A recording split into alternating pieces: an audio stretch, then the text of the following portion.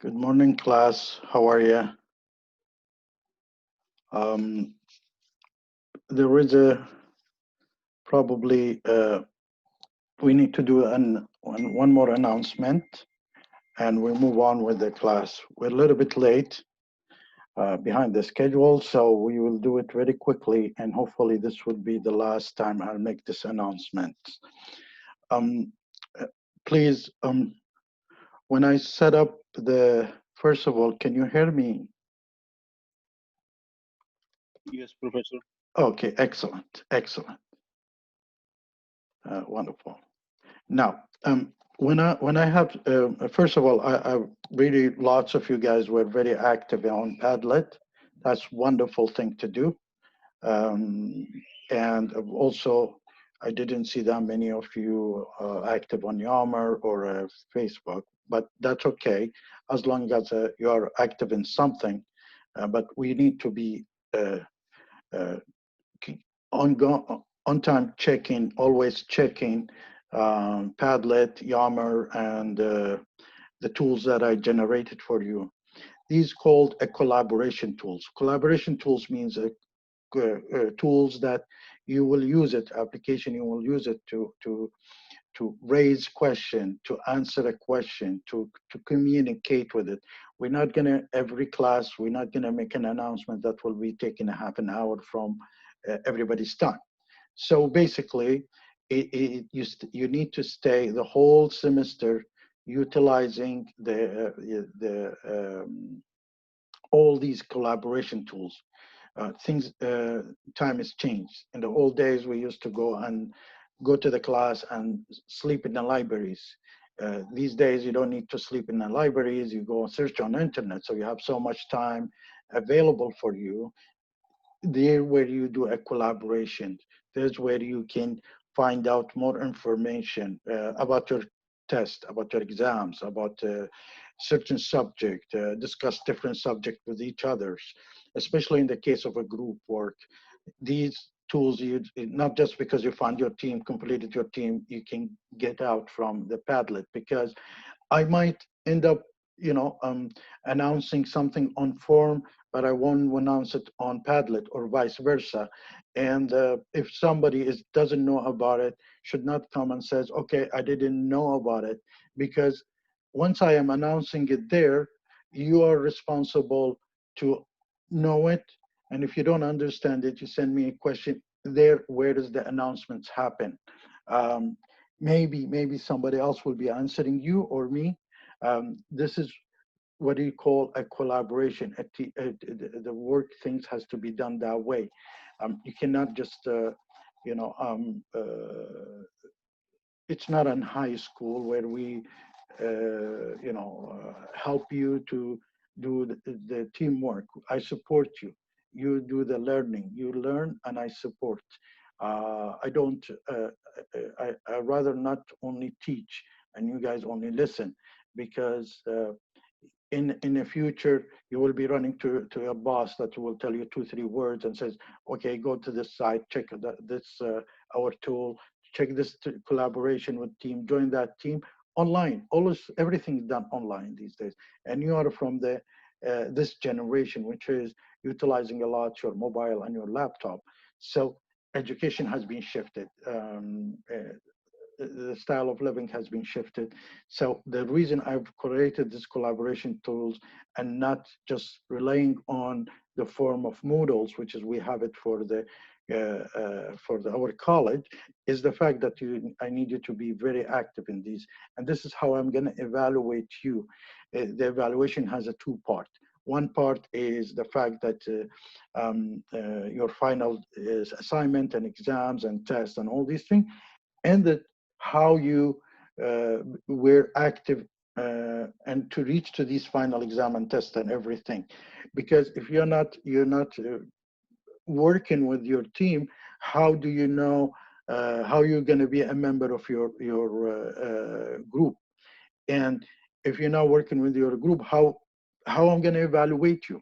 So if I cannot see you active on Yammer, active on Padlet, or active on Facebook, then I would, or Moodles, then I would have a problem of really thinking of you as a part of that team. Or you move on with answering this question. Next week we will have a quiz, and you will see the quiz is not a straightforward terminology word. I'll give you a word and you need to answer it. You can allocate it in a book. You need to understand the material, and then you give me your point of views. For your point of views, your building ideas and thoughts is more important for me than the material of the book, because you always can dig in and find out what's the secondary data. You just enter it in a Google it, and you find out tons of information about means of secondary data, tons of information about primary data. But knowing when you're using these is more important than understanding the terminology. Terminology is a jargon word that you're going to pick it up in this class, and you're going to pick it up while you're doing your assignment. And then you take all these things together, information, terminologies, jargon word, and go with it in the market to be the right member to choose, to be chosen in the market. So please, stay on these tools that I give it to you. I saw you very active. Some of you guys found the group. Some of you guys uh, um, uh, uh, looking for a group. They were found somebody. So that's a wonderful. But that's as only a startup. Then later on, I will be raising some questions where everybody gives their feedback, questioning back. If they don't understand, it's an ongoing learning style. So in the beginning, I understand it will be difficult, but then later on, you're gonna get used to it. It's just like you're getting used to how to use the Facebook. These tools, Facebook is not a business tool. They're trying to be, but these tools are business tools. So let me give you an example. In the old days when Microsoft trying to be an ERP solution, we were laughing at it because we know a Microsoft cannot be an ERP solution. It's geared toward a desktop or a laptop. But when they start talking about Great Plain and their ERP and their financial solution and all these things, in 20 years ago, we said, no, that doesn't fit us because it's a two different categories, but we respected Oracle, we respected SAP, we respected IBM for ERP. But when it comes to the desktop, we respected Microsoft. And then it started growing recently. I mean, last 5-10 years, now Microsoft also shifted, not only working in the desktop, it's working for an ERP solution. So when somebody tells me a Great Plain is a good ERP solution, I say, yes, it is. So please separate these two things from each other. Facebook is a good communication, fun thing, and use it. But also it's trying to be in a business tool. So also use it. But Yammer is a good educational tool for a collaboration. And the secret word here is the collaboration, that a team needs to work together. A class needs to discuss. A class needs to share ideas. There's no bad ideas. There is always good ideas. So this is my last assignment announcement. Basically, if you don't like your group, you just need to talk with others, open up through the collaboration tools, and find some replacement for you. It's been for me. I see it in the beginning should be difficult, but now everybody who is registered for this course will stay in this course. So I don't have new students coming in. So please, these tools will save us so much time from everyday administration. Uh, and it becomes a self-administration classes to focusing on a focal on focus, more important core information, which is understanding the materials and how we apply it to the real life. So I know in the beginning you might have some difficulties. You're a little bit shy of using these tools. Make mistakes, that's okay, no problem. And then keep on utilizing these tools. Eventually, you will be very comfortable with these, and you will be happy to use these once in the future they asking you about it. So please stay on these tools. If you're not staying, join if you have not joined. But I see your class is very active right now is in a Padlet, which is a wonderful thing from you guys. Now I need you to be active also on Yammer and active on Moodles, which is the main game playing tool that we have is Moodles, which is belong to the college. That's my final assignment announcement regard of establishing teams. Now I want to move on with starting a new Padlet within the same that, and we will be talking about like the informational, the secondary data, how we go and build the assignment. So you can ask me these questions because we have around 28 students or 30 students, and I cannot, it would be hard to repeat the same question because we are a little bit behind in the material, so we need to do some catch up to do. Now, please let me know if you have any question. I think hopefully things is very clear for you. And I wish you really, there is no judgment. You just go and use it. Try to make mistakes. That's fine with me. I'm not there to judge you, but I'm there to see how active you are. So I wish you really a good luck in utilizing these tools. I hope this point is clear. And let's start with the class if you don't mind. Now you just gonna know. Look at your Moodles, your Yammers, or I might be announcing it in one of these or two of these tools. So you just look at them. Like it's important that you have them in your mobile, you have them on your laptop. You just keep play with it until you understand how these things are used, because this is the new era of business, how things is done. But that's what I believe. It could be totally different. Anyway, welcome back. We're already in week 4, and we are already a little bit behind in the chapters. So in the materials. So we need to do some catching up to do. And hopefully you feel anytime you have a question, you just write or let me know, and I will be glad to answer that. First of all, what I want to do is I don't want you to I want you to understand the difference between theory, hypothesis, variable data and independent data and variable data and all these things. I will play a small video, you look at it, and then we go straight after that to so it's easy for me to explain the rest of the things. Please pay attention to this video. It is important.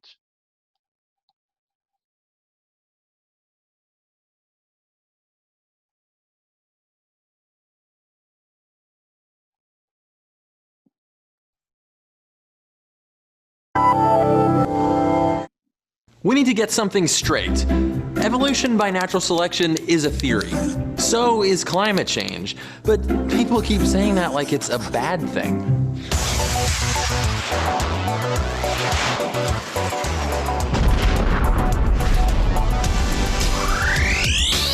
I get it. I understand your frustration. We're all searching for ultimate #truth, and complex, challenging ideas don't always fit nice and neatly in our brains. But what is truth? Are there different levels of truth? Are some truths truthier than others? Well, I don't know, but I do know this. Science is the absolute best tool we have for understanding how the universe works, and theory is not a 4-letter word. If we're gonna trust science together, the least we can do is speak the same language. Words like fact, Theory, hypothesis, and law mean something totally different to a scientist than the way they're used in everyday speech. So let's get them straight. Facts are really just observations about the world around us, and we observe things every day, like that it's bright outside when I look out the window. And we often develop explanations for those observations, like, okay, the sun is probably up. Congrats! We just developed a hypothesis. But a hypothesis isn't something you prove. It's something you test. So, let's walk outside. It's bright, the sun is up, hypothesis confirmed. Way to go! We did a science. We often come up with multiple hypotheses to explain an observation. We just eliminate the ones that are wrong. What's left over is not a theory or a law or an ultimate truth. It's just a possible explanation for something, one that can lead us to new hypotheses which may agree or disagree with the original one. It's a never-ending story, only without the big fluffy dragons. That's so good. When enough hypotheses have gotten the old scientific check mark, we can pile these all up and turn them into something greater, a theory. A theory is the way we know something works, based on the evidence we've collected and all the hypotheses that we've successfully put to the test. The best thing about a theory is that we can use it to make predictions, and not just about the way things are, but how they will be. You may have heard someone say something like, I have a theory about why cats purr. I think it's because they're actually tiny robots, and those are their gears. Well, that's not a theory. That's actually a hypothesis. It's something that could be tested, but don't try this at home. This cycle, taking facts and observations, thinking up possible explanations, testing those explanations, and then making predictions based upon them, that's what this whole science thing is about. Being a theory isn't a bad thing. It means that idea got the gold star, the blue ribbon, a big shiny trophy that says, countless experiments have shown that I am sufficient to explain all the observations that I encompass. Now, to see if you got this down, let's look at some examples. Fact, people get sick. I think we can all accept that. Hypothesis, people get sick because something gets in their body and starts doing bad things. Test each hypothesis, throw out the bad ones, and we're left with a framework that lets us understand why we get sick and make predictions. The germ theory of disease. Okay, let's try another. Evolution is a fact. We know that it happens, no doubt. But how does it happen? Evolution by natural selection is a theory. We've come up with thousands and thousands of hypotheses about it, tested them, thrown out the bad ones, and we developed a pretty darn good framework for predicting how living things change over time. So yeah, it's a theory. Stop saying it like a bad thing. Calling it a theory means it's passed the toughest tests that we can throw at it. And evolution has been tested maybe more than any other theory we know of. We should really call it the theory of the fact of evolution. What about something as fundamental as gravity? Is that a theory or is it a law? In science, a law is a detailed description, usually using math, of how something happens, like the movement of gas molecules related to temperature, or how mass and energy are always conserved. But a law doesn't tell us why something happens. Gravity, as it turns out, is a law and a theory. Newton's law of universal gravitation describes precisely how two objects will attract each other based on their masses and the distance between them, and gives us a nice formula we can use to figure it out. Textbook law. But Newton's equation doesn't describe what is happening or why. To do that, we need a theory of gravity. Fact. If I drop this, it'll fall. Law, I can mathematically describe how fast that apple and the earth will accelerate toward one another based on their masses and distance. But why is it happening? Hypothesis. There's a force pulling on the apple, or maybe there's something about the universe and the way it's structured that makes massive things fall toward one another. Or maybe the apple is like magnetically attracted to Earth or something. Eliminate the bad ones and we're left with a theory. And thanks to Einstein, we've got a theory of gravity called general relativity. But once scientists stumbled upon quantum mechanics, they began to realize that Einstein's relativity didn't account for what was happening on the very smallest gravitational scales in the universe. General relativity is still great at describing the universe at the scale that we interact with it. But even the theory of gravity is incomplete. Does that mean we throw it out because it can't explain everything? No, I mean, if you get a flat tire on your car, do you get a new car? If you change the tire, is your car a different car all of a sudden? All of these fit together to make the scientific machine. We're constantly adding and taking away parts, but it keeps on running just fine. It just means we've got more work to do to make Einstein's theory even more right. Science is never done. It's always changing, and this bothers some people. How can we trust it? How can something be strong and robust if it could be different tomorrow? The goal of science is to devise frameworks that describe how things work, to truly understand why things are the way they are right now, so that we can know how things will be in the future. And if we can learn to trust science in all of its fuzziness and incompleteness, I predict that future is going to be very bright. I like that theory. Stay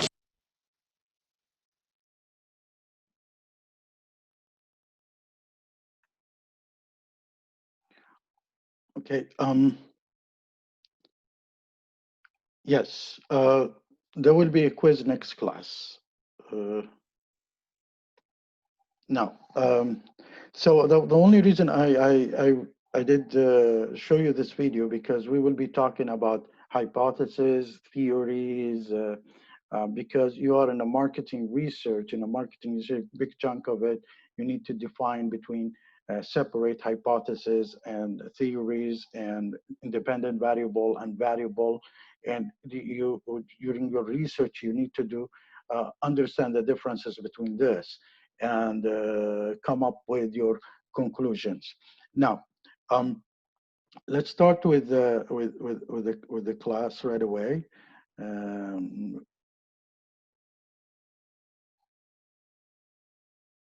Okay.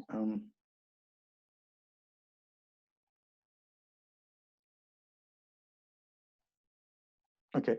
I'm just going to finish the chapter very quickly, review the chapter 2 very quickly, and go to the chapter 3, because in the chapter 2, we will talk about the proposal that you will write regard of your marketing research and how it's supposed to be done.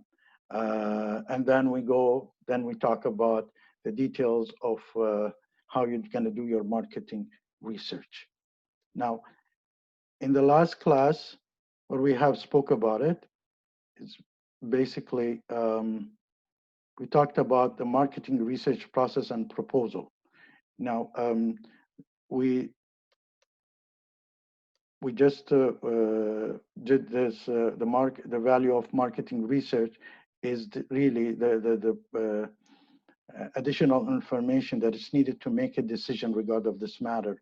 So if you're a businessman or a company wants to make a decision, they need to make a do extra, if they feel like they need to do an extra research, so they have to do it to solve the problem. So the solution, we said that marketing research study based on the scientific research process. So the video was telling you what's a scientific process, a research process. Changing the view from marketing research process, organizations are increasingly confronted with the new complex and change in opportunities. So because they went internationally, or they're coming to a new product, or there's lots of competition, they're always looking, seeking new information. The system is totally getting very complex for them. So marketing research, it's becoming day by day more important for the business. Due to the, as we said, internet influentials, growing emphasis on collecting on secondary data. And what's a secondary data is information previously collected for other reason or other issues. So you collect this secondary data, it could be internal or external, and you shape them differently to come up with an hypothesis. And first you come up with the hypothesis and you run it against the secondary data to approve it, and then becomes a theory. Now there's many different hypotheses that you need to build. Primary data is when you don't have a way to collect the secondary data, or it's a new products or a new city they don't have any data available, you usually go and start collecting these data on a primary census. But in country like Canada, most of these data can be collected as a secondary data because there is so many research bodies available to provide you with this information. Now, development affecting marketing decision makers. Linking purchase data collected in a store and online with existing customer profile company database. We spoke about the fact that there is so many ways of collecting data. We talked about the supermarkets where they do shopping online, do shopping, and when you're scanning, they're collecting these data. They finding your customer profile, what kind of, and they related these things together. So they find out a person under like 30 years old would have a changing his mobile every 6 months versus a person over 30 years old will change his mobile every 1 year, something like that. So these are very important. So once you know this person under 30 years old, after 6 months, you start sending him emails, promote your mobiles, upgrade the system for him. It's all about enhancing understanding of consumer behavior when they are willing to buy things, when they're looking for services. But the problem that we're always facing because of this is because we always have a gatekeepers. Technology has created so many gatekeepers that you cannot access directly to the customers. There is also other type of gatekeepers, which is called, we spoke about do not call list. So we cannot call them and collect the information from them. Sometimes now you get an email from, they always ask you for a promotion for cookies. So because they are trying to collect data from you, and the law saying you cannot collect the data, that there is a gatekeeper technology. You can always go back to your tool that you are surfing, for example, Google, and delete the cookies so nobody can track them back from you.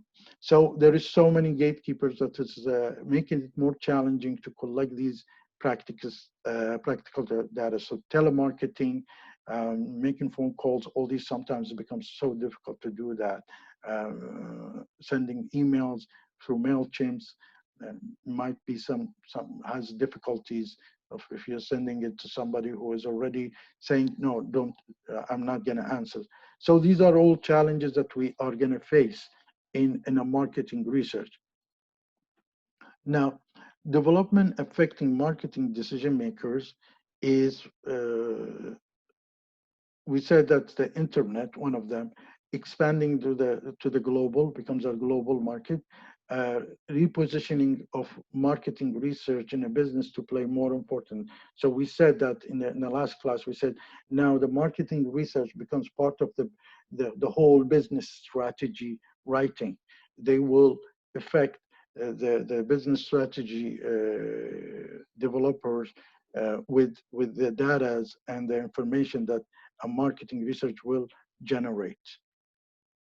And information research, it's called another word, information research process.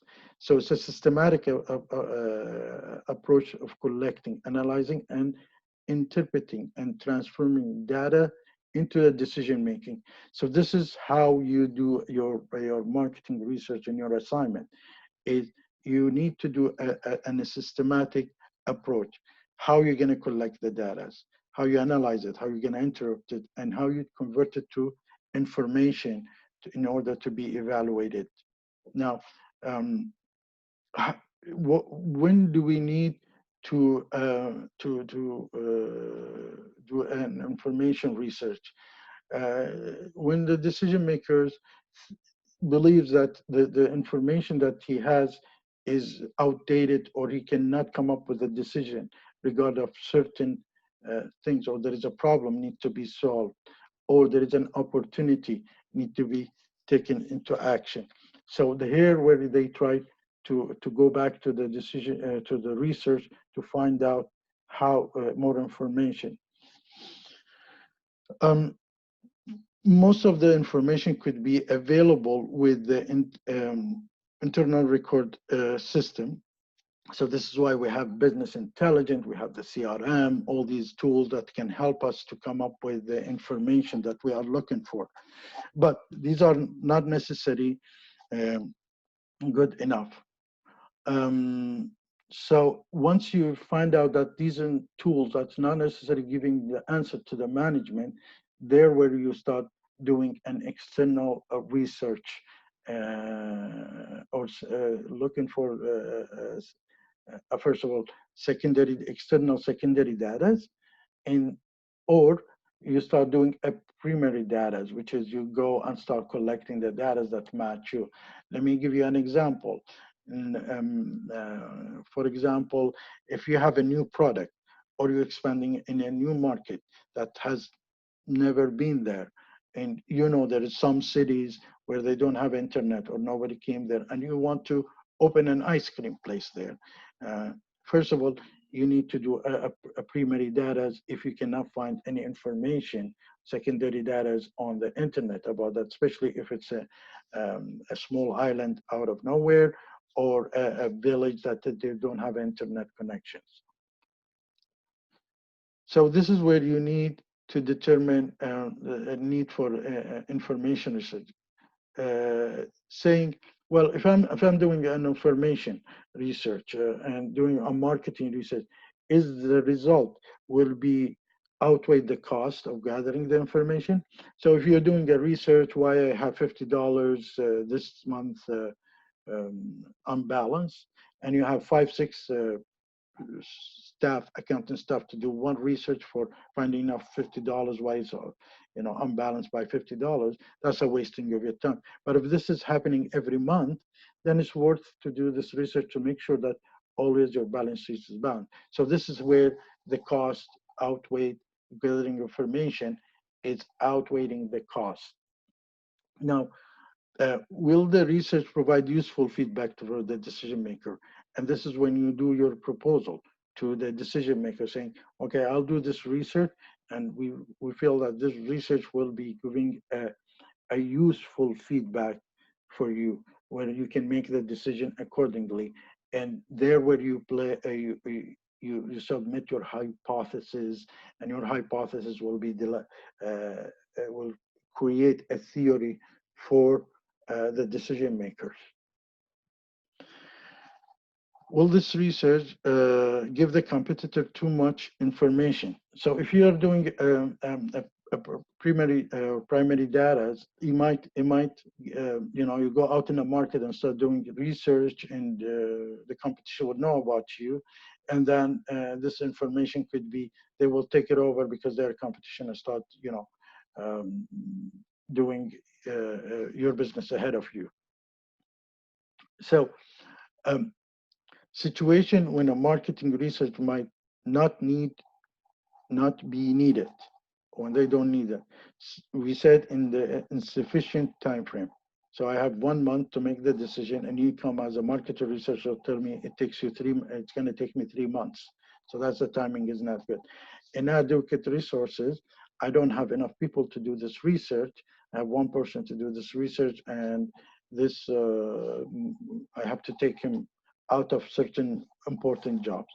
Or the cost, as I said, it could be very high. So that's where we usually decision maker says, no, we don't want to do this research because of cost, inadequate researchers, or insufficient time frame. So the difference is you as a marketer researcher, you need to think what's a decision maker, how it's thinking, vis-a-vis how a marketer research thinks. So a decision maker is usually an innovative thinker who requires information to make a decision. A cost of acquiring this information is very important for him, and he's a result oriented. So he wants to see a result, and he would reject any surprising information. And so you cannot go just do your research or come and tell him this is the research. You have to set him up through your proposal to do this research. And he keeps talking about that I'm looking at the future, but as actually he's a son of choosing yesterday decisions. A researcher, on the other hand, is more scientific, is more technical and analytical thinker, likes to explore more. He's not cost oriented. So he's not concerned about the cost. He just wants to find the information. And he's a result oriented, just like the decision maker. But he enjoyed the abstract and surprises. You see, the decision maker rejects the surprises.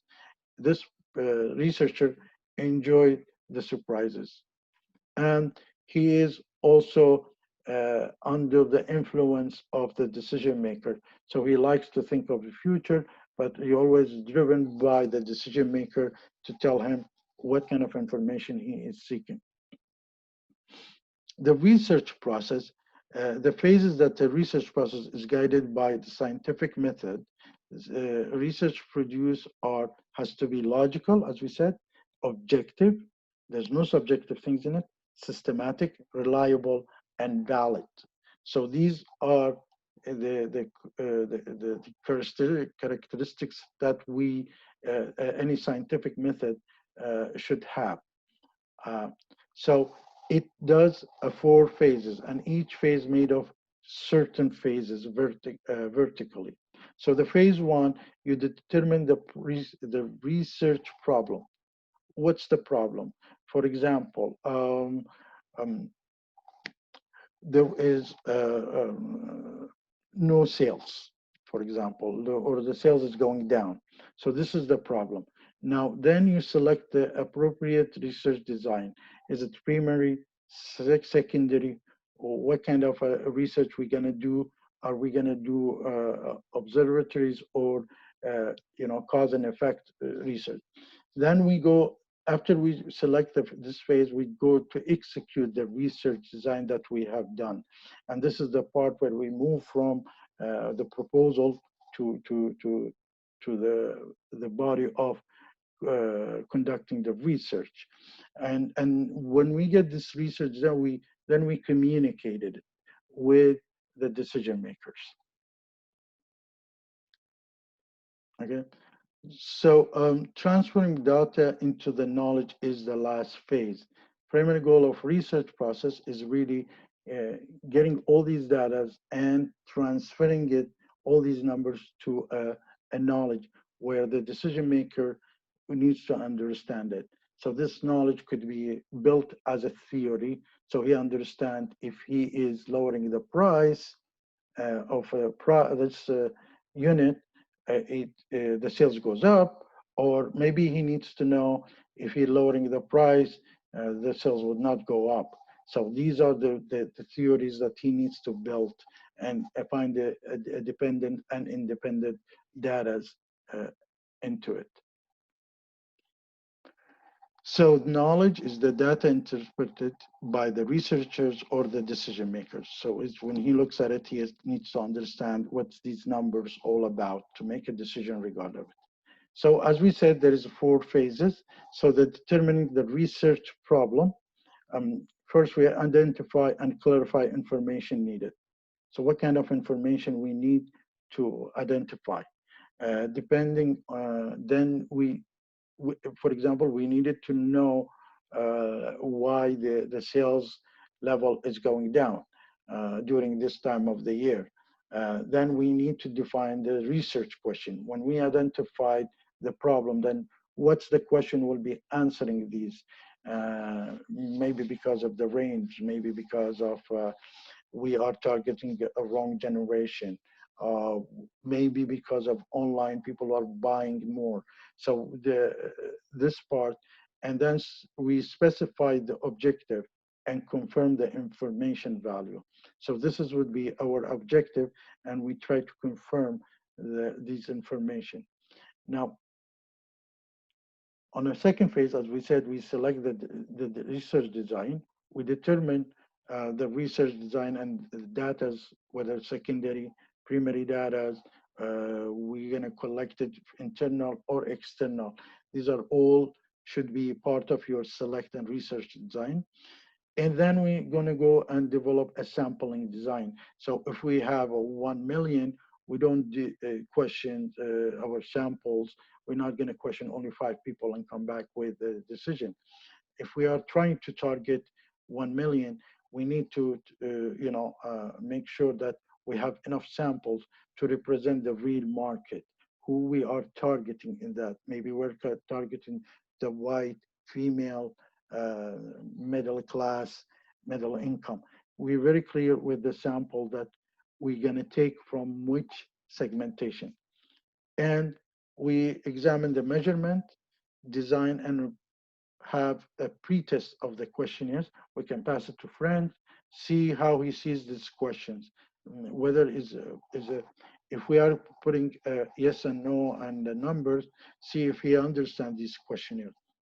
So we collect and prepare the data, we do analysis, and from there we do create the knowledge, and then we drive it into information. So I'm going to show you something about the iceberg principle. We always, decision makers, they have 10%, they can see the 10% usually of the problem. They don't see the whole problem. And as a researcher, your job is to show them the whole problem. So you do a situation analysis, gather and find the background information. You need to familiarize yourself with the researcher, with the research, how complex is the problem. So if we say why this sales going down, maybe he says, okay, because we don't have a good salespeople.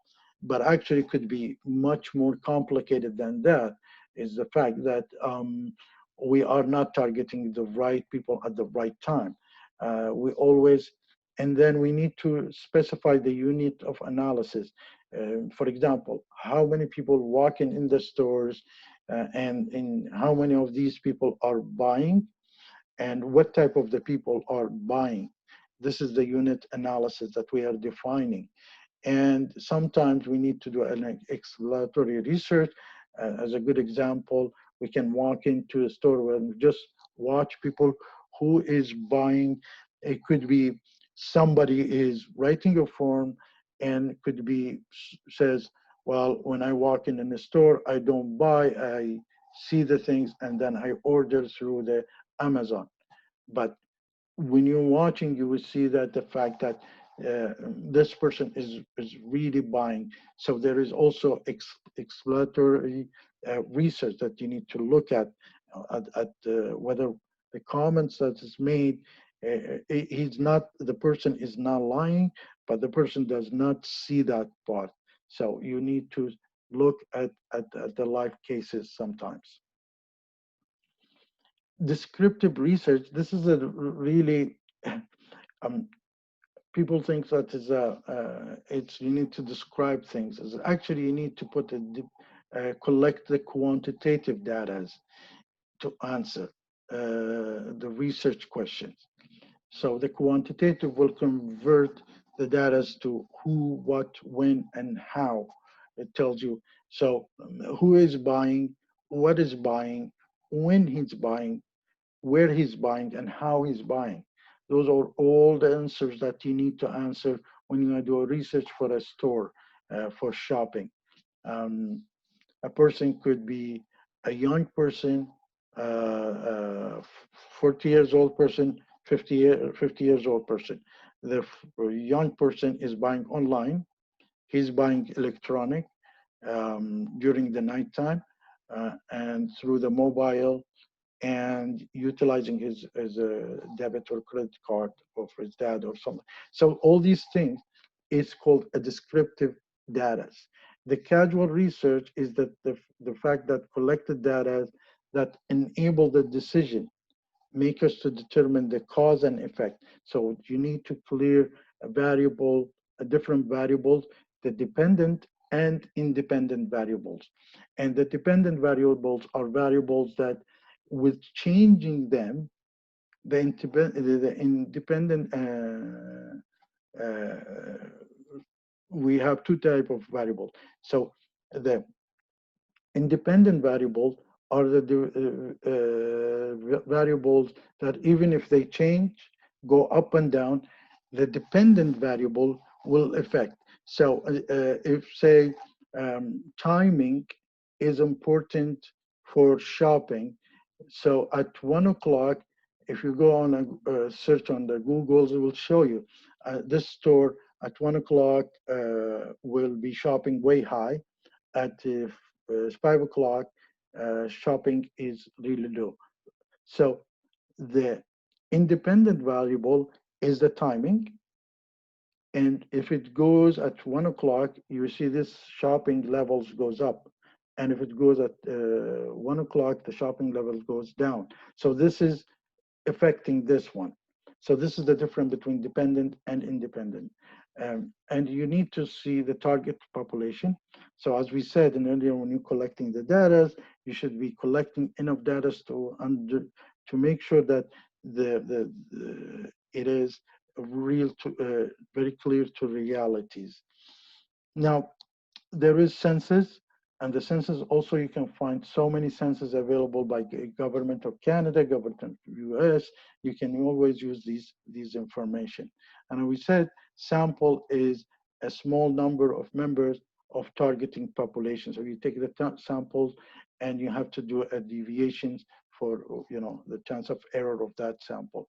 So if you're targeting 1,000 people, you should, for example, pick up 100 people, or which is 10% of the South. And the 1,000 should be, if you're talking about white, female, middle class, middle income, so your 100 people that you are selecting, they should be from that sample, same time, which is, it makes it near to the realities. So the iceberg principle, if you notice here, the decision maker, what he's looking for, he sees, okay, there is a lower sales. So the loss of sales, it says there is a low cause, maybe caused by low traffic, decreased market share, unhappy customers. So this is how he sees it. The marketer researcher, he needs to dig deeper. Maybe he says, okay, um, for him, this is the obvious measure. The non-obvious measure is maybe the low quality of the product that they is selling. This is causing the loss of the sales. Or maybe he doesn't have a good qualified salespeople, or his managerial performance of sales force, as we said, inappropriate delivery, he doesn't have it. So a decision maker does not see what causing these. All he sees on the top, and this is going down, and says, because I have a low traffic. You're, as a researcher, you need to dig deeper to find out the real cause of lower sales, for example. Here's where we need, as a team, to work on this. First thing that you need to do before you come up with your final assignment, which is, I believe, is worth 30%, you need to develop a research proposal and submit it. The research proposal, it should be available maybe by next week. You should come up with a research proposal as a group. And in the I need you, when you do a research proposal, it's not a it's not a final document. It's a proposal that you say, I'm going to do a research about this product, and I will find out the whole thing through this process. Now I will explain to you what does that mean. Provide an overview that propose research and methodologies. So the servers as a written contract between the decision maker and researcher. Here in our case, it's a written contract, or something that you're telling me this is what I'm going to work on it. So this is how you write it. Now, in the general outline, I need you to write the proposal of the proposal research project. So you're going to do, for example, I'm saying I'm going to export any product that you see in Canada or from India to see if there is a market for it. So you're, let's say I say, well, I was in India and I saw this product, and I think this product have a market in Canada. You are, as a researcher, I will ask you, can you do a research for me? So you come up with the research purpose of the research project. Why are you doing that? And what kind of a type of studies you will do, design? Are you gonna do a descriptive? Are you gonna do a casual? As we said, casual is dependent and independent. Are you going to do a primary data, which is today is very difficult to do a primary data because you cannot go out and meet people, but you can do a secondary data. And secondary data, you can find them in Google, you can find them in many places that you can do census in a market. So these are, you need to, you know, where you're going to do your research. And then you define the target population and the sample size. So your target population says, I'm targeting the middle class, white, female, to export this product from India to Canada, and there will be my market. And then you go and check whether they are buying such things in the market or not. You need to justify, first of all, segment things and have enough samples to do this research. Now, don't worry if it's not positive. It could be a negative, and you'll end up your research saying it's not a good idea to export this product from India to Canada, or export this product from Canada to India, something like that. Then sample design and data collection method. How are you going to do this? Are you going to go going to the government census? Are you going to collect from marketing firms that they available these research? Are they something that like this available? And do what kind of a specific instrument, research instrument, using the internet. I'm going to use the internet, or I'm going to send emails to everybody, or I'm going to do a paperwork and have people answer it. Or I'm going to ask previous internet, you know, chamber of commerce. These are type of specific instrument that you will be utilizing it. Now, the potential manager, the benefit is that I would see what's the benefit I'm getting from that, of this proposal.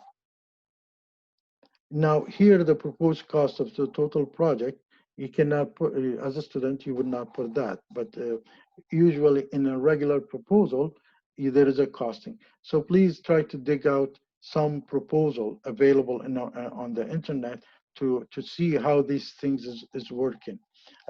There's lots of sample of proposals available on internet for a marketing research. A profile research company capabilities, that's it's not part of in the proposal. Usually they will talk about you know, the management of this research company, how did they do their job, the qualification, their CVs. And this is also not your responsibility, is the optional dummy tables. You might create a table, you say, okay, I will, you know, do this research and I find this data, for example, and if it says 70% people in India interested in it, then I will export this. That's a dummy presentation, just and then you go and do your research for it. So it's not a real one, but this is how it shows that your work is going to be done. Let me know if you have any question. The reason is a research proposal, if a research proposal got accepted, means a contract between me as an instructor and you as a group that you're going to work on it. And this is, it will be confirmed for you to go and feel comfortable that whether I accept that you as a accept that research for you to meet the requirement of the class. Now, is the target population being interviewed the appropriate ones?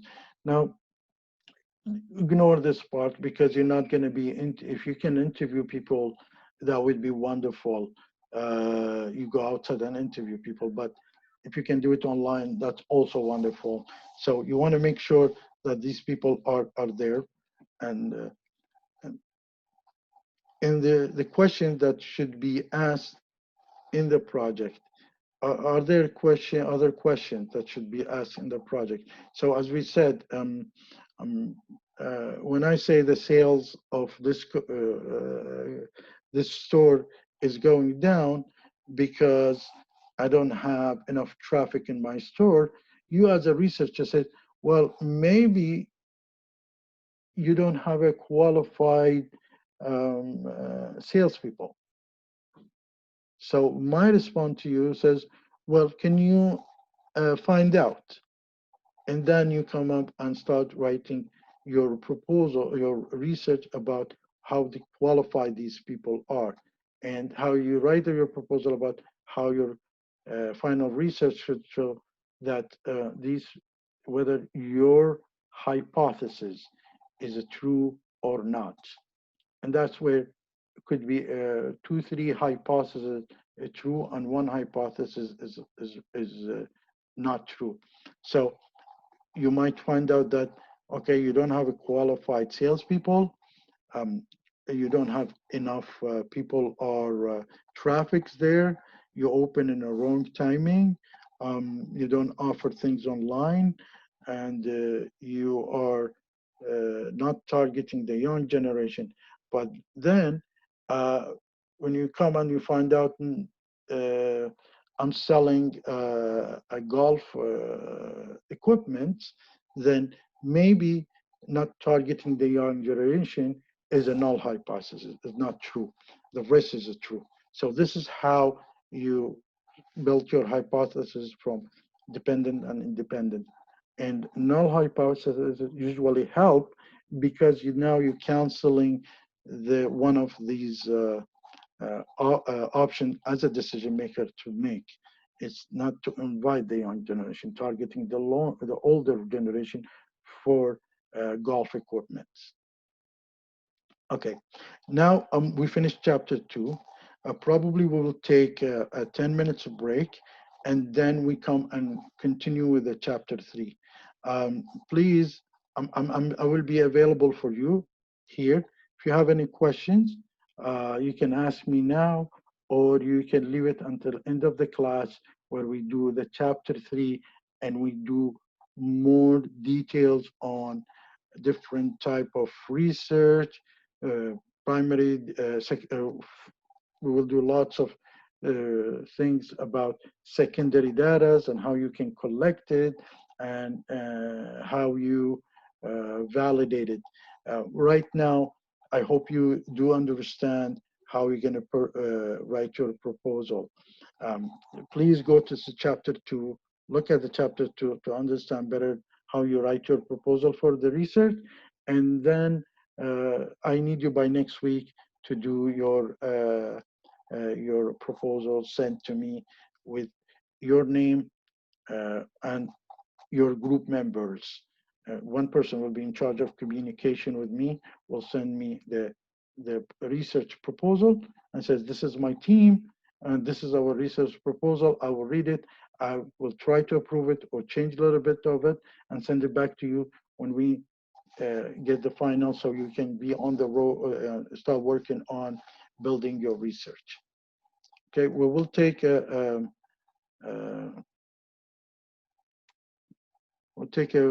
probably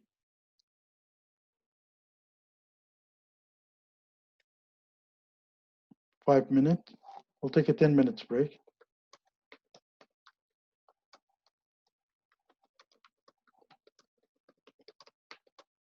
Be back at 2:15, please, to start the chapter 3.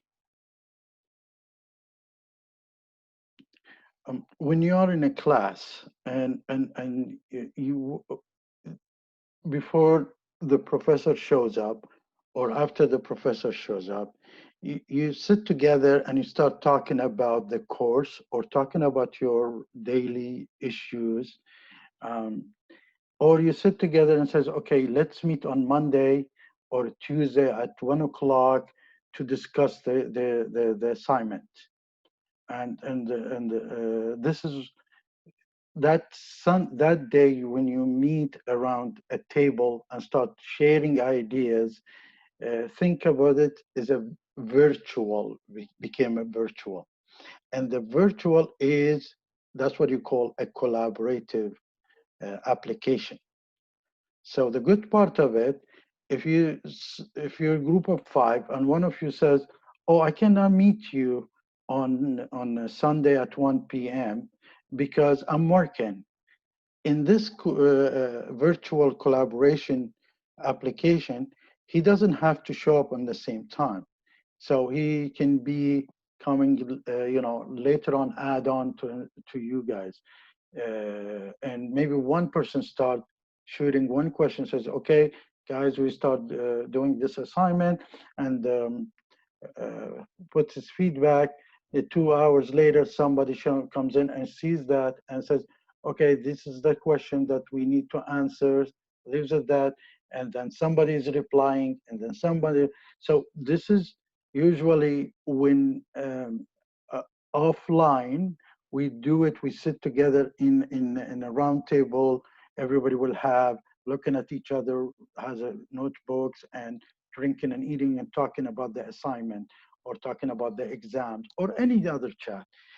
This moved virtually, and now they call it a collaborative tools, a collaborative application. So this is why I you need to stay on these things and be very active. It means that for you is that you are communicating with your team and with the rest of the class and about your personal issues and your work issues, your studying issues, whatever the subject you are raising to meet. Now, the good part, the other good part of it, if I'm missing, say I'm part of your group and I missed some information because I was looking at my mobile and we are meeting, on a round table, and other four they were talking and I was watching in my mobile or looking somewhere else, so my mind is not there. In the collaborative tools is the fact that you are writing and writing to each other and everything is recorded. So if I'm mentally, for some reason, I'm not there, suddenly I come back and see and say, okay, so that's what they mean. And I follow these things anytime, asynchronous or synchronous way. And this is how I need you to look at these tools, is the fact that you're sharing whatever you have, knowledge with each other to move on as a group to accomplish your assignment. Now, as I said, next class, we have a quiz. You might have 5 questions, answer 4 of them. And it would be mostly from a discussion question. You want to make sure these questions are also, you don't write it directly from the book, because I know what's in the book. So this is what I meant. You try to understand the book and trust my assignments and presentation in the class, then that you drive um, your knowledge. So the goal is uh, it is a group work. The second goal is creative thinking, out of box thinking, um, and we are from Asia. Usually, are known for talking, very strong in talking, very weak in writing, or we don't write a lot. Here, we will be pushed to write also. Don't worry about the grammar mistakes, because you are talking to your friends, you are talking to me, who is here to help you and not to, judge you. So that's the final thing that I wanted to say, the announcement. So next class, there would be a quiz, and we'll try to catch up on the subject. Now, please write me if you have any questions, or interrupt me and let me know if you have any questions. I'm just gonna share chapter 3 with you.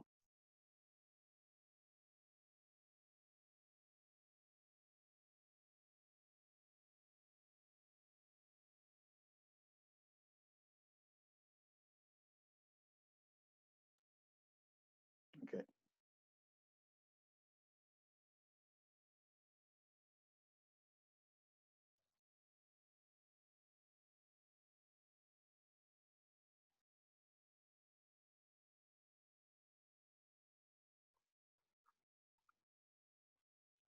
Okay.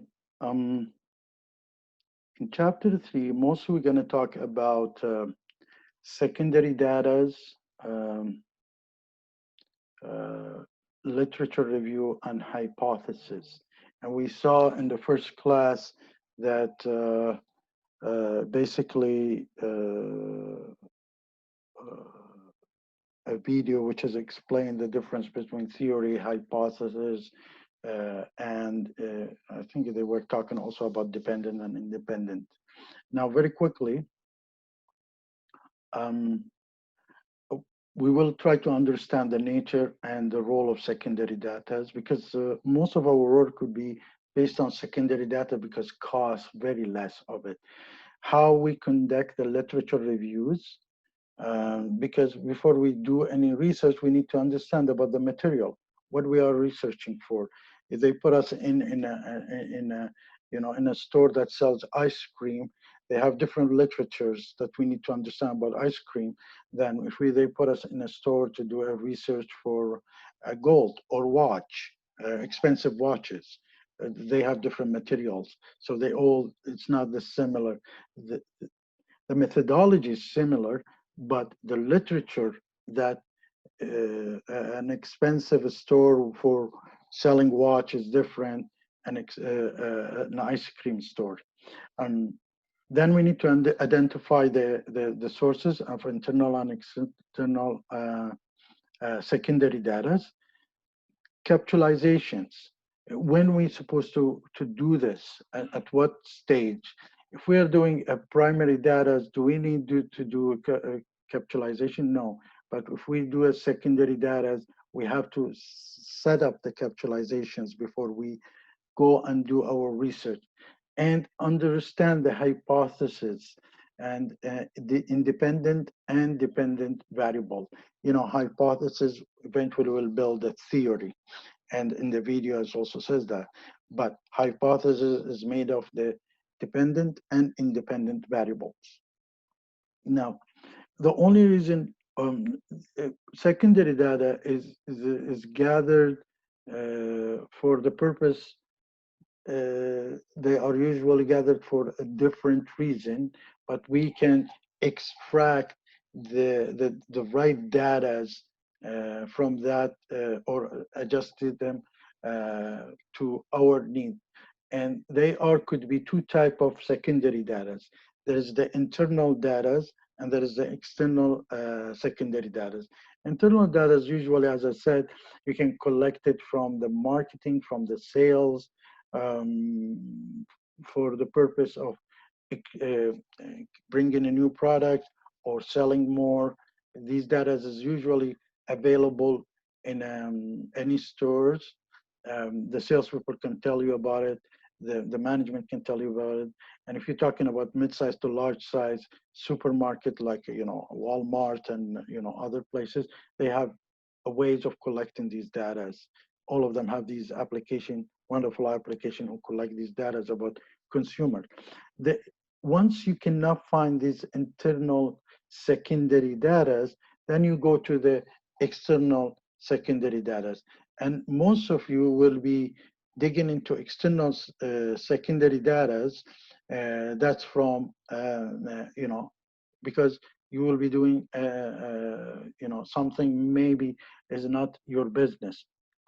And these secondary external data, sometimes the reason is because you're doing something that's newly established or a new newcomer, or you don't find it in the market. For example, if you are searching very new information to establish an online selling a mobile, you might not, now that it's available, but you might not find enough information if you are newly wants to establish it, or you just started the business, so you don't have enough internal data, so you're seeking the external data. And these external data, you can find them in the federal government census, and this is why they do census every 4 years. They are available in Canada, available in state, available in India. Every census, every country trying to do their census, you can find them in the trade association, chamber of commerce, or specialized marketing research. Secondary data research became very famous because of two reasons: the speed that information is changing and market competitive, and the internet access and the plenty of information available on the internet. So everybody's publishing, everybody putting blogs, everybody doing publishing information, plus the governmental information. These are all available on the internet. Your job would be allocating the right research, right information. You might have some people who is doing, information, but there is a reason for misguiding you for that. So there is a comprehensive examination available information related to the research topic. So once you do a literature research, once you understand better about your business, then it's easy for you to look at the right source of information to deliver the research, to clarify which one, what's the problem, how you find the information, and where do you find these. This is all driven by understanding the research literatures of this thing. So if you're putting if you want, group A is working on establishing ice cream in Canada stores, is a different information that he's searching. Different literature is there than a group B who is looking at high-end expensive watches store establishing in Canada. They look at the different information and allocate the right information. So there are two different, but you're doing that by reviewing the literature, understanding the research that you are, the background information about the research that you're going to take. The second thing, it also helps you, as we said, identify the scale of measured variables. So what's your, you will be very clear there when you do the literature, you would know exactly what's your variables, what's the dependent variable, what's independent variable there. Now, if you're selling of expensive watches, now your dependent variable is number of the people who is rich. But if you're selling an ice cream, your dependent variable is the people who go out, for example, under the sunshine to take their. So the literature is a very important for you to come up with dependent and independent studies, variables. Now, so these are the sort of things that you need to look at. It is the purpose. When you do a literatures, understand the literature is, and you're doing allocating research. What's the purpose of they doing the research? You get it from as a secondary data, but sometimes you need to know why they did this research. Are they doing it for, they might be doing it for, people who likes to go outside and walking around during the sunshine. That's the purpose. So you can drag this and see, looking at it, whether I can sell ice cream for these people who walks out. What's the percentage of this? How accurate? Um, if they say all the Canadian loves to walk outside and during the sunshine, that might not be true and not accurate, because they might have different reasons for writing this information. So you need to see the accuracies, whether they have done the right researches, how consistent, the credibility of this people who is publishing. So Census Canada is very credible, but if you find Joe Schmo publishing something on his blog, that should not be credible for you to accept it as a resource. Uh, and you need to know the methodology, as we said, and how they did collect this information. They will explain in their literature review how did they collect this information. They didn't just stand outside and saw the street. They did that over years and years, for example, 6 months, 3 months, 2 months, whatever they did. You need to know the methodology that they have done.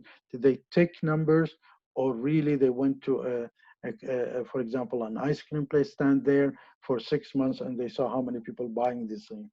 And whether it's a bias, there's lots of companies publish things for the sake of, for example, political bias, government bias. So we see that, for example, we see some publications that 70% of the Canadians are happy. Who did write that?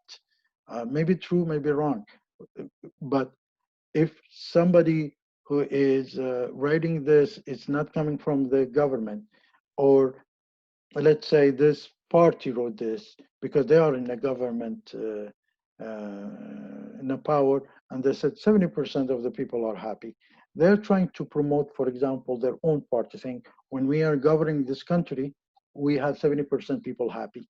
But the other party, maybe, 20% are happy. So the bias thing is very important, that you need to also clarify it from understanding more about the literatures. You can find different data search, secondary data, demographics, employment characteristics, economic data, census, regulation, taxes. All these data, you can find them, so many of them, plenty of them available. Now, for the international market characteristics, you can find the transportation, the trade barriers, business philosophies, the legal system, the social, all these things, the trade barriers. For example, say you are having a car that's built in India, you want to export it to USA, and the cost for the car is $10,000. You're ignoring the trade barrier. Maybe USA putting 100% tax, custom tax on importing cars. So when you're bringing cars to sell it in USA, it's a $10,000 plus $10,000 custom tax. That's a $20,000. If you're not looking at that extra $10,000, you bring in your car here and you're trying to sell it at $30,000 after you're paying the extra 10, and then you find more advanced cars getting sold at $25,000. So these are the things that you need to look at it when you do some research, if you are into export and import. Maybe the legal systems. The legal system will not tell you, okay, our border is open, but then we told you, okay, we need, when you bring a car to sell it in Canada or USA, A, B, C, all these issues that you need to cover up. And then you find out that impossible to do that. So these are so many things. The social customs. People in USA, they like to buy, for example, Japanese car. So that's how they got used to it. So when you bring an Indian car, maybe they're not going to buy it because the social customs, the young generation are looking at them.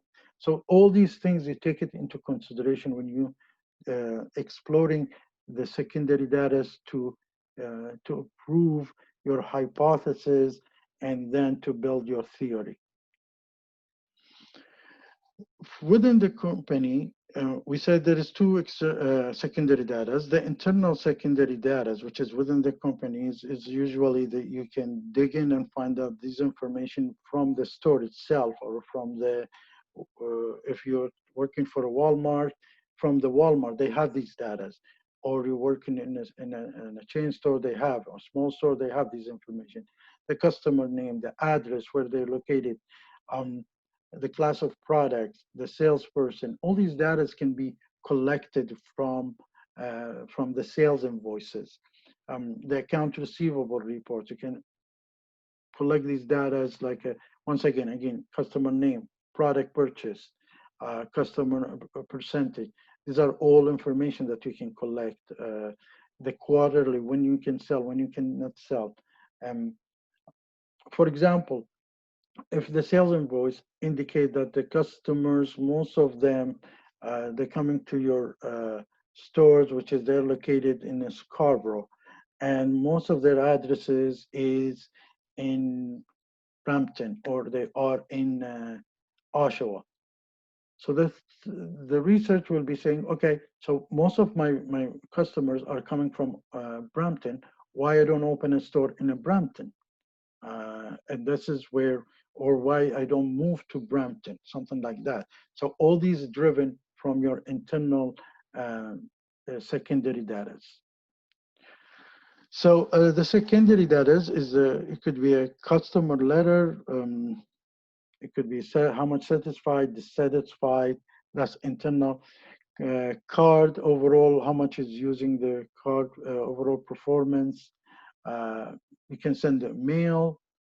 All these type you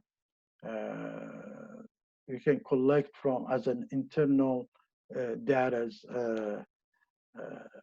information, and also you can also utilize the past marketing research studies from within the company that's happening. The primary source of external secondary data is you can find it, as I said, from the government, the scholarly, on the site as Google has a scholarly website, and from popular resources like, you know,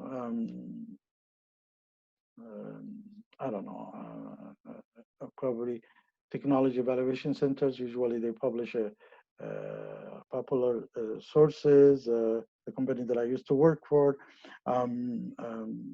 Gartner, are very famous one that do a popular sources that you can dig in, universities. But overall, in USA and in Canada, it's the same thing.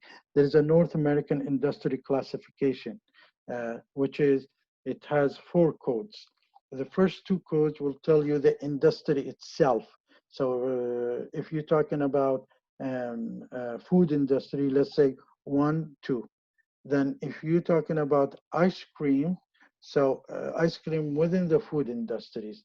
And for the ice cream, the other 2 digit. So it's a 1, 2, and 6, and 5. That's when you put the code industries, find out the code industry that you're looking for, and allocate more information about it. So as we said, Gartner and Tech is a organization that collect and package the data and sell it to organization.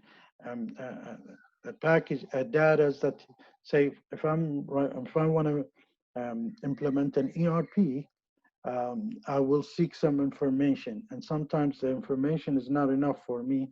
So I be connecting to Gartner, asking the Gartner or Tech to send me their customized report. So they do the customizations for their report and send it to me at $1,500 for each report. If they wants me to use their tools, they probably would cost me at least to collect data utilizing their tools is going to cost me for 3 months $25,000, something like that. So they are syndicated commercial data collection. They have these information. The other way of doing it is consumer panels.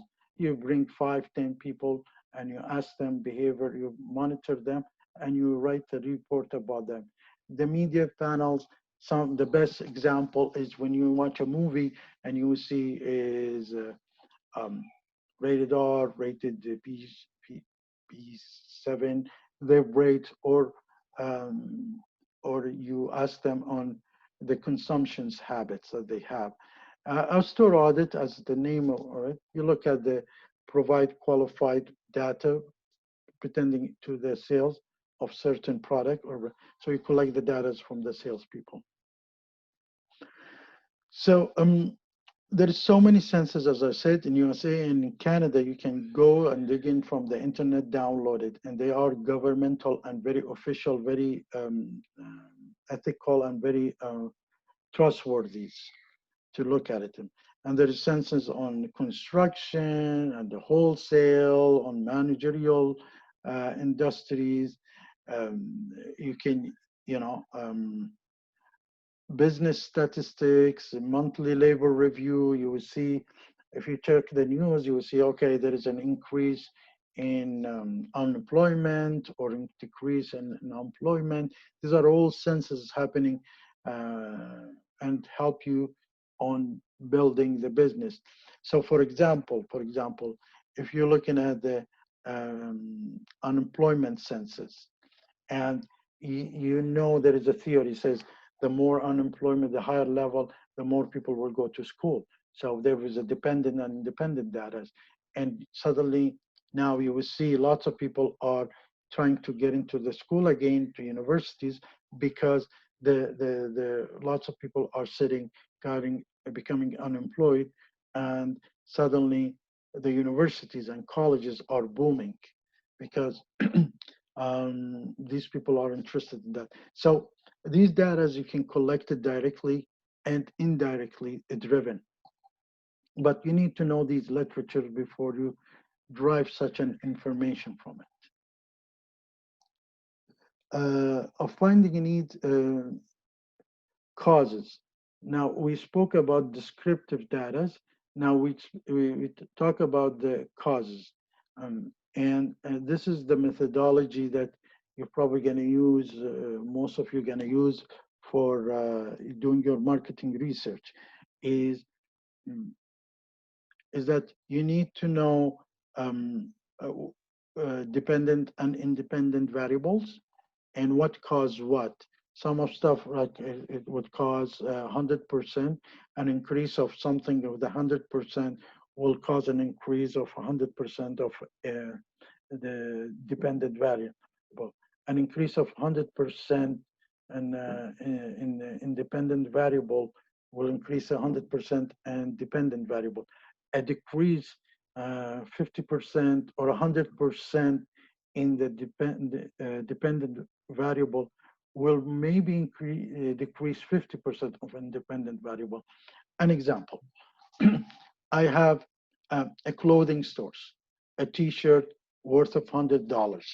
Now, I sell a daily 100 t-shirt, and each t-shirt $100.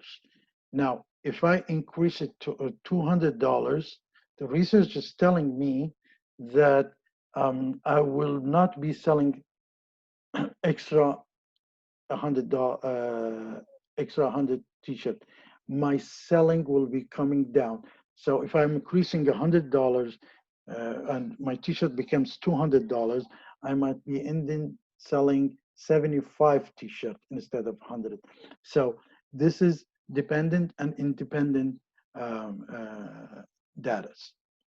Now, if I go to the as manager and says, listen, if you have a t-shirt worth of $100 and you lower the price to a $50, then instead of you selling 100 t-shirts, the total becomes $10,000.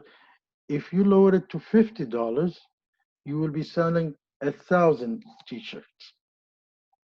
And this is where it could not be going one by one, it could be going 50% lower, that much increase. And that's a way how causes explain to the management as a number wise.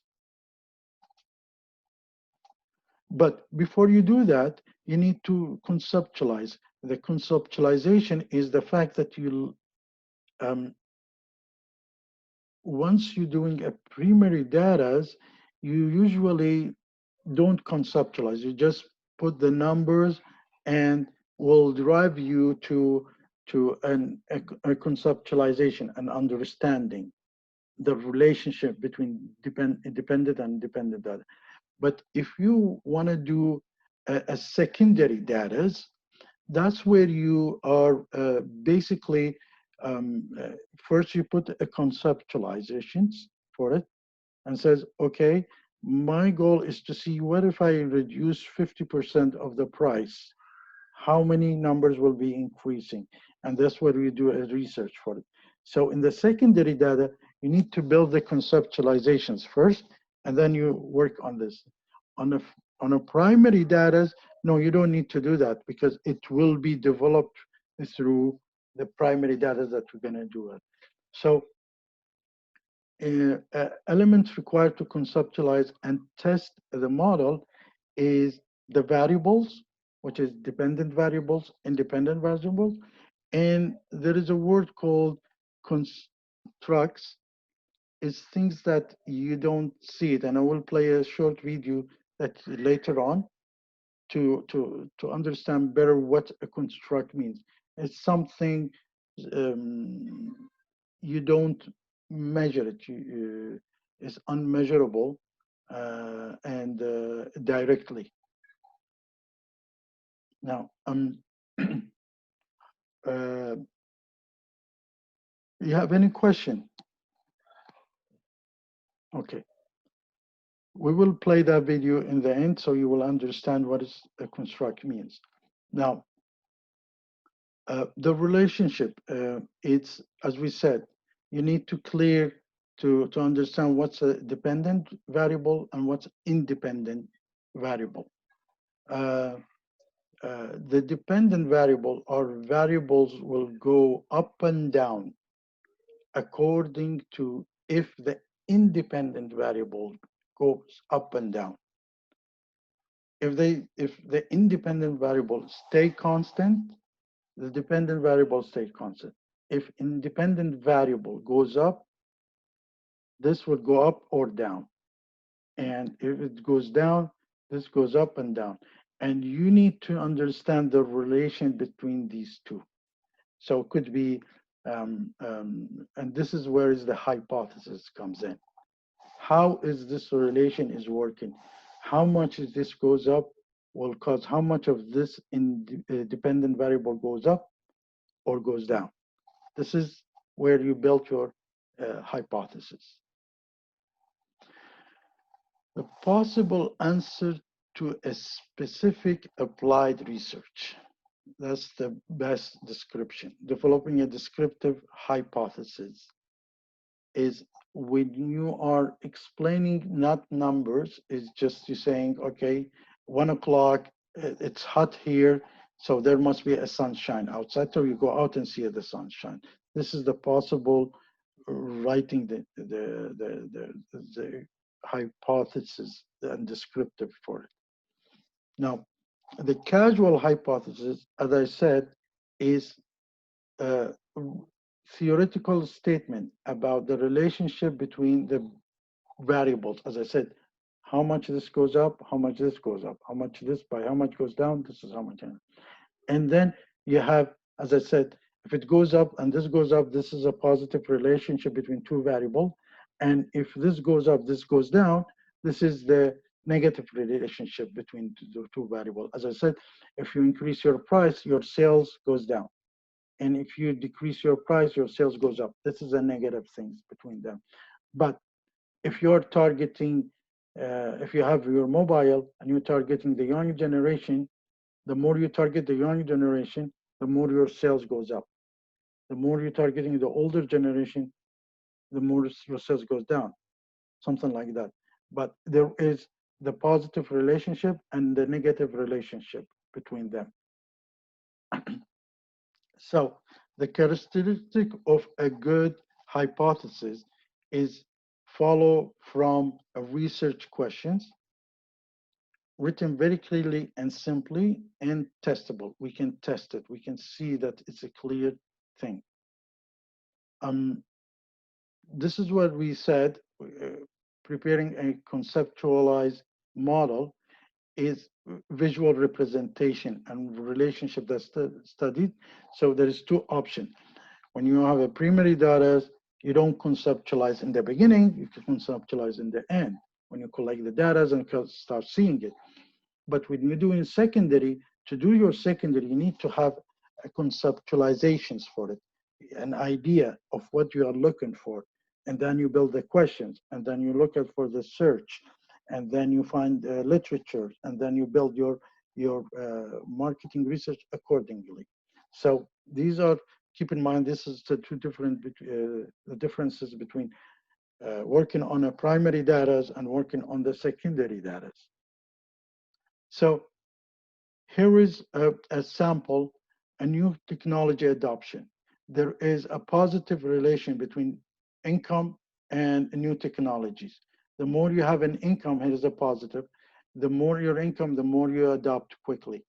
Education, the more you have an income, the more you have education, the higher education it is, it's easier for you to adopt the technology. The openness to learning, the more you open, you want to learn more, the more you very quickly adopt to the technology. If you want to learn more about collaborations, it's easier for you to adopt the technology of today.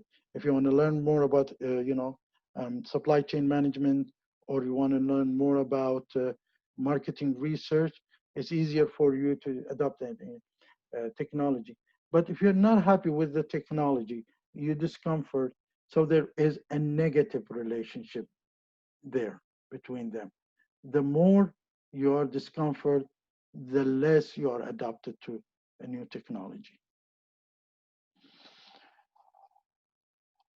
Hypothesis empirically tested, yet unproven statement developed to explain the phenomena. So there is another type of hypothesis which is called a null hypothesis and alternative hypothesis.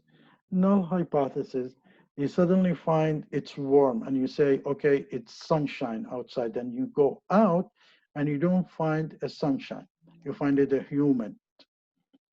So you don't see a sunshine. So your comment says it's hot, but it's not a sunshine, because you once you write things, say it's hot because it's a sunshine, it's hot because it's a humid, it's hot because I'm wearing lots of clothes. Now, first one, you go, it's hot because it's sunshine. You go there and you say, no, I don't see any sun, but I see a humid. So with the sun is a null hypothesis, which is called HO or H0. With the humid, say, yeah, okay, because it's a humid, it's hot. So that's H1, it's called. And say, okay, I'm wearing lots of clothes, and this is why I'm feeling hot. So this is also, so when you're rejecting the sun, the other hypothesis gets approved. What's causing the heat is, could be the sun, the humid, or my clothes. When I'm rejecting the sun, the other two is right.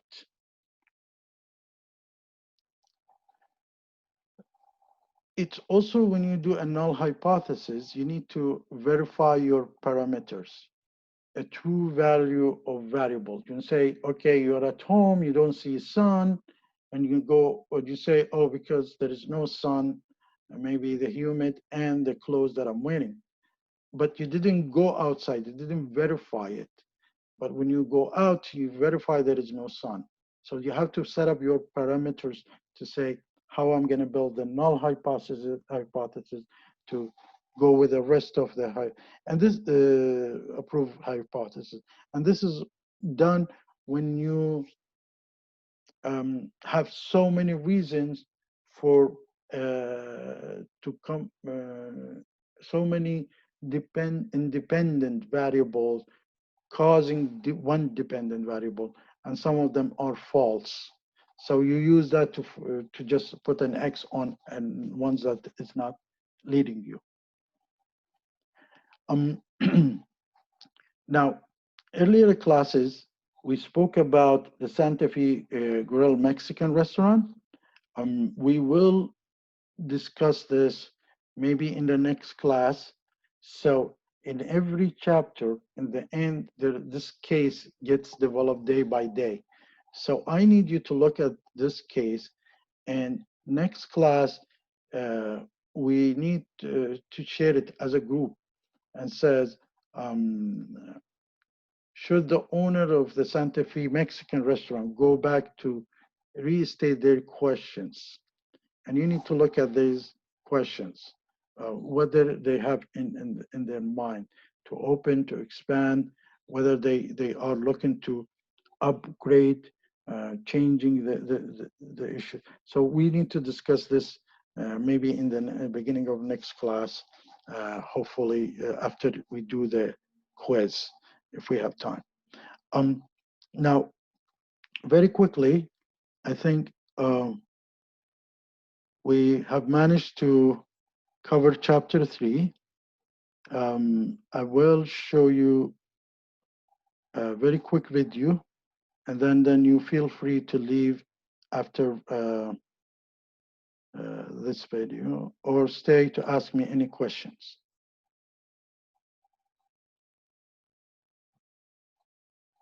Just give me a second.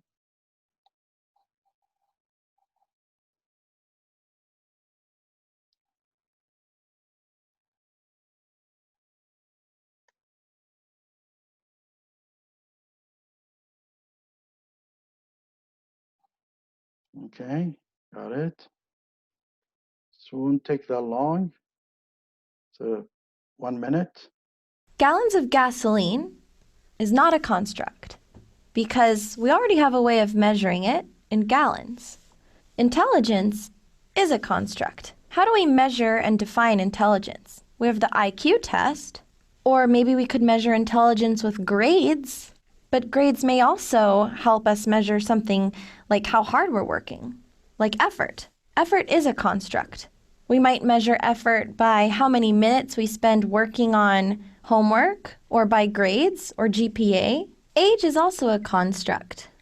If I had put age in years, I would have defined age as the number of years you've been living. But some people might look at age as how mature you are. Here I didn't put a way of measuring it, and age, therefore, this is kind of tricky, would be considered a construct in this case.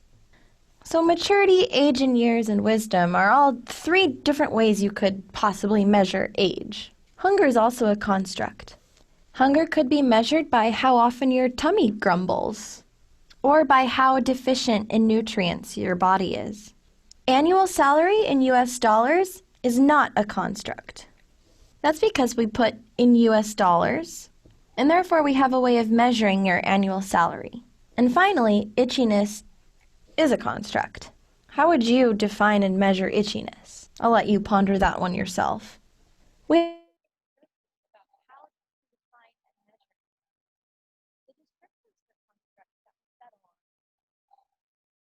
Okay. Now, let me know if you have any question, and I'm here. Just feel free if you want to leave. I know you probably have another classes, and I wish you good luck. Chapter 1, 2, 3, quiz next and proposal assignment next class. Use the collaborative tools to talk among yourself and to come up with these. See, this is the issue. Like the question is, if you are asking about the attendance, I think every time we repeated the same question. The attendance is I downloaded from Skype, from the Zoom. So you don't need to sign in and sign out. All these things is done through Zoom. So after this class, I go in and start downloading for an Excel sheet, who attended the class, how long he stayed, how much he left, when did he leave. All these tools are wonderful, available on Zoom. So we can, I'm sorry, oh yes, on Zoom. So we can do that. Now, a question, for example, this is a very good question, by the way. You can put it there on Padlet or on Moodles, and you will have people who attended the classes first week or second week, they're aware of how this thing is done, and somebody can answer this question also beside me. And this is going to be always there for you. So anytime you go back, you can, okay, let me see how the attendance is done.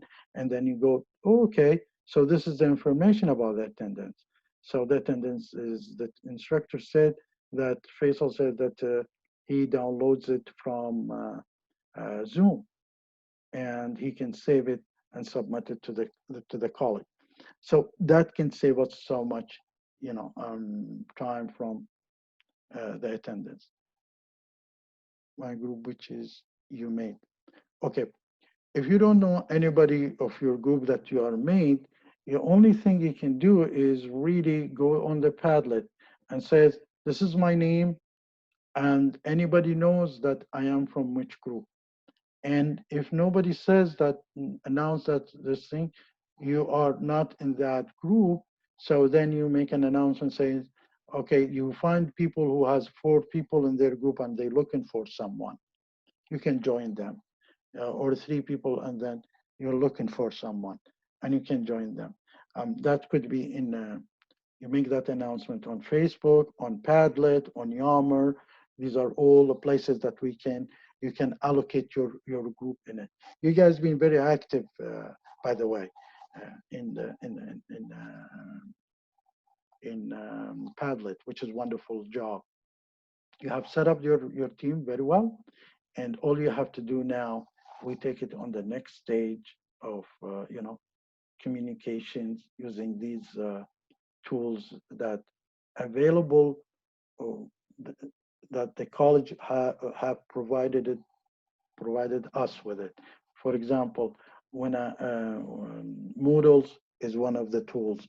Yammer, because you have the college provided you with Office, you can utilize Yammers. Otherwise, you cannot utilize it. So whether the college provided you directly or indirectly, there are so many tools that you can use about them. So please go and make this announcement on Facebook that I created, or on the Moodle that colleges provided you, or on the Yammer, which is indirectly provided by college because you got the Microsoft account. And see if anybody will says, yes, you are from my group, or is nobody wants to answer it. You will see lots of notifications. People, groups are saying we are 4, we are 3, we need 1 more, and just write to them, says, can I join? There's lots of people done that, by the way, and that would be much easier for you to allocate, instead of I am being the middleman. And I wish you really a good luck. Okay, I'll see you next class, and best of the luck. Bye-bye.